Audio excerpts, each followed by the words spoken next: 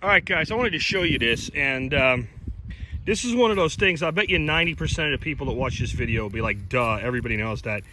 And I've known this my whole life, but I've realized over the years there's all kinds of things when you're putting together like an educational resource like the Survival Podcast that you assume people know, and a lot of people don't know.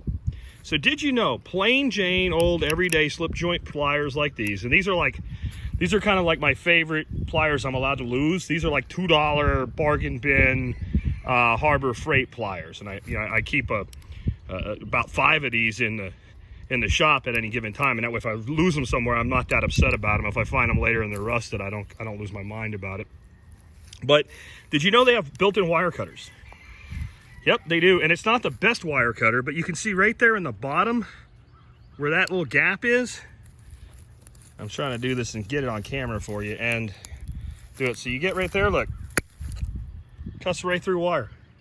Now, like I said, it's not like a good pair of dedicated wire cutters, but again, I think that was one of those things. I was out here working. What I'm doing some composting today, and these are some straw bales. There's not much left of them. My grandson used these for archery practice, and they just been sitting out forever, and I don't quite have as much straw as I'd like for one more of these compost bins.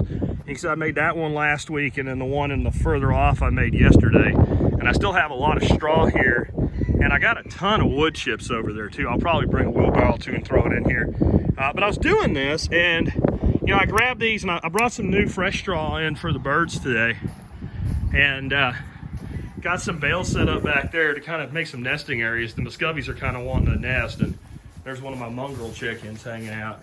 That one's getting to be real friendly. She flies up on my shoulder, but I was spreading spreading one fresh bale out for them for the deep litter where all that stuff out there come from, and I cut it with this, and I was like, I wonder anybody doesn't know that, and it's important when you have a resource that you know what you have. So I'm just wondering how many times maybe somebody's been somewhere taking a pair of pliers like this and trying to cut a wire by bending it back and forth till it snaps and not realizing they could do that. So if you already knew, you can go ahead and tell me I'm a dumbass in the comments. Hell, I just figured somebody might want to know.